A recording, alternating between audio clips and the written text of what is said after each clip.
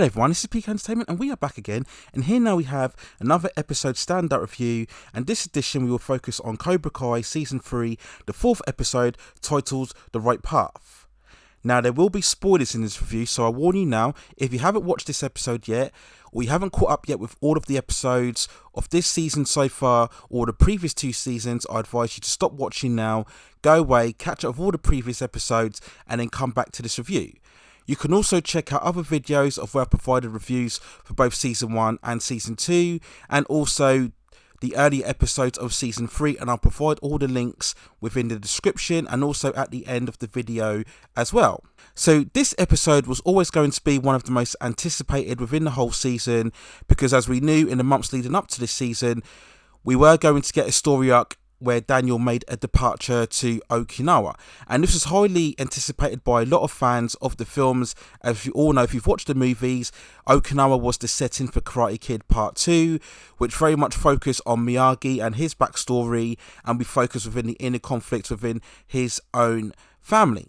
So I was always curious about how exactly were they going to work Okinawa into the story, just to ensure that it wasn't just another example of fan service. How were they going to integrate into the current narrative of this season? I think for the most part the showrunners did it very well, because the justification was that, as we all know from the previous episodes, Daniel's car dealership was struggling following the fallout of the school fight at the end of the Season 2 finale.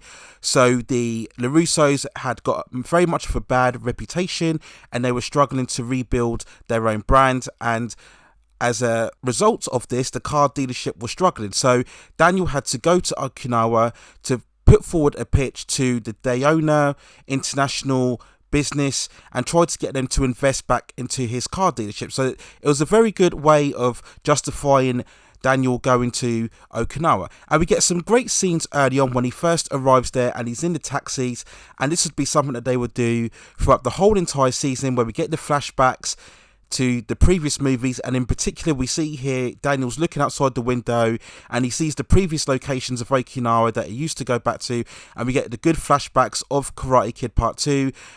Another great example where we see Daniel training with Miyagi. So this is all fantastic, and this is something that they would do very well throughout the whole series, I would say, just weaving in and out of the previous scenes from previous movies, and at the same time integrating them with what's going on currently. So as many fans growing up, particularly if you are somebody who was born in the 80s, Karate Kid Part 2 always will be a very special movie growing up, because that was really when the franchise hit a major commercial peak and you had the iconic setting and the iconic songs as well.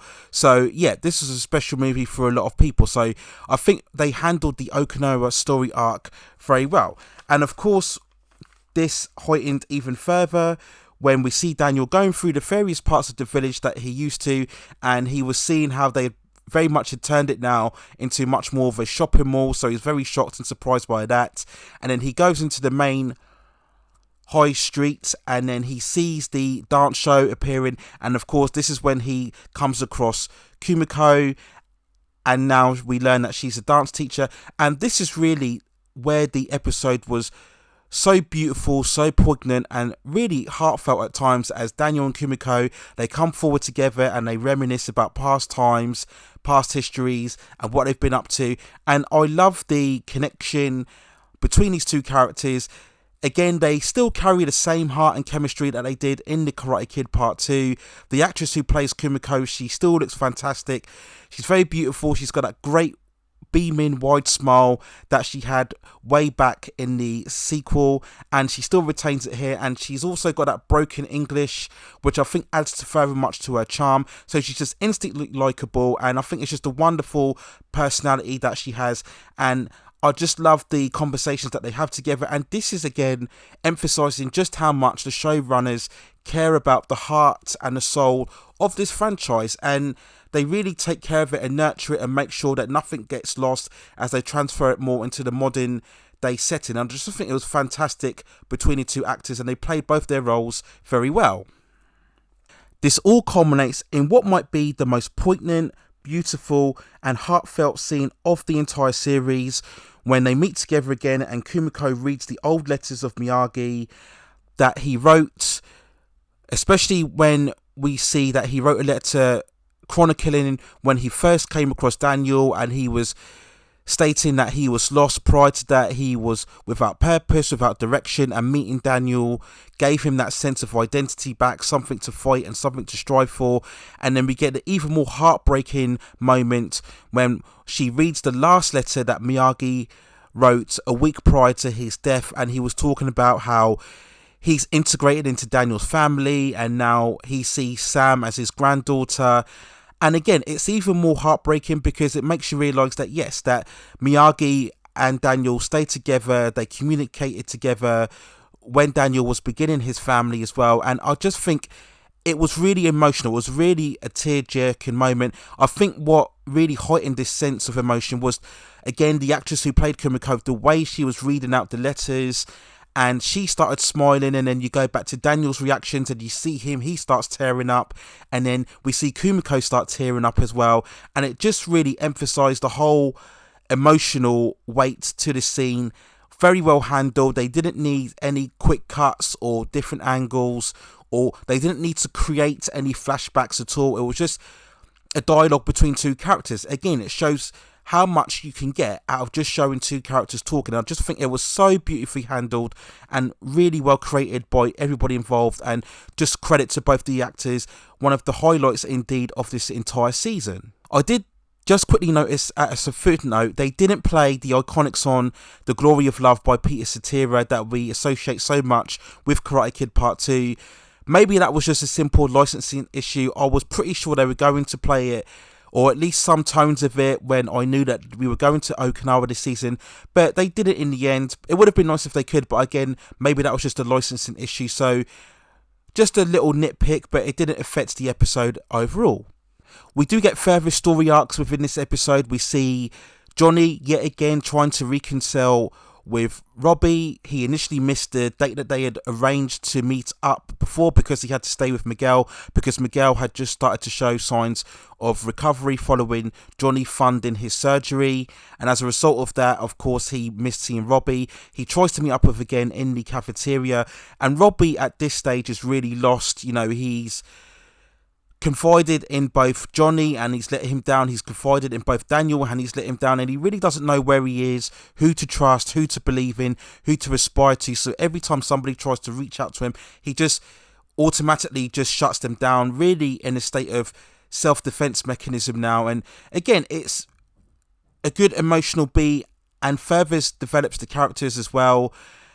Johnny, really at the start of this whole series, is just trying to redeem himself and further build bridges, but it's a much of a struggle with Robby. And then we get the latest scene when he goes back to Miguel, of course, really realising if he can't build bridges with Robby, then he's not going to give up on Miguel. And this was really one of the funny scenes that we saw in the trailer, where he's G'ing up Miguel and telling him now to stop feeling sorry for himself, get back on his feet. Of course, Miguel tries to do this, and this is when he falls over the bed. Again, just showing Johnny his intentions are in the right place, even if his methodologies aren't. So this was really beginning the sense of Johnny and Miguel really rebuilding themselves and him building on the road to recovery. So it was a very funny scene as well. The other story arc within this episode just involved the rivalry heating up again between the students of Miyagi-Do and Cobra Kai. And in particular, we see Sam now, who we saw earlier on is really struggling to get her life back on track, integrating back into the college infrastructure. We see she's really suffering forms of PTSD, just struggling really to get to grips with what happened. Early fears, of course, of what happened with Tori as well, and she's just lashing out at the teachers, really becoming much more of a rebellious personality. And we see as well, of course, this combines with the rivalry between Dimitri and Hawk, and we see that in the soccer game, this is how the Miyagi-Do are going to fight back at Cobra Kai, because we see them tackling hard on the soccer game and kicking and punching each other in the stomach. You know, it bordered on that ridiculous nature of the show. You know, this game would have been stopped straight away, but they're allowed to get away with it. And again, you don't mind that, because again, it's just building on the rivalry between the two camps, and we would see this intensify later on throughout the season. So I didn't mind that. I just thought, again, it brings the focus as well onto the teenager characters, as is what you should do. And again, we just got a good synergy of the older characters and the newer characters involved, so I didn't mind that as much as well. So lots more moments for humour and more teenage drama alongside here, but it integrated very well with the more weightier and emotional beats of what we saw with Daniel and Kumiko. So really, those are my thoughts on this episode. I just thought it was a great, very emotional, heartfelt episode, justifying completely the story arc of departing to Okinawa. Another lesson to other shows that if you're going to introduce previous characters from the franchise, don't just make it a fan service moment. Try and justify it and integrate it into the story that you are telling, and that gives it more credibility. So I really enjoyed those scenes throughout as well. So of course we ended on this episode where Daniel was sitting at the bar, and then of course we get the emergence of Chao Zen, and this would forward into the next episode, the 5th episode. So yeah, very much heightened your interest as well, and we get the flashbacks of the really climatic fight scene that they had at the end of Karate Kid Part 2, so that was a pleasure to see as well. So just a fantastic episode, really emphasising such a strong start towards this season, and at this point I was loving it very much, particularly that most beautiful scene between Kumiko and Daniel, without doubt one of the strongest and most impactful scenes throughout this entire series. So those are my thoughts on episode 4, another episode standout, The Right Path of the Cobra Kai. Let me know what you think in the comments below. Did you enjoy this episode? What did you think of the Okinawa story arc? Do you think it was justified? How did you feel about the scenes between Kumiko and Daniel? Did they hit you emotionally as much as they hit me? How are you finding the season so far by the 4th episode? I'm pretty sure, again, a lot of you have reached the end of the series. Do you think this is one of the standout episodes, or are there other standout episodes? Let me know in the comments and I will review them as well. I won't be reviewing every single episode, but there will be a couple of more episodes that will stand out that I'll review. And of course, I will cover the series finale and also the season review as well.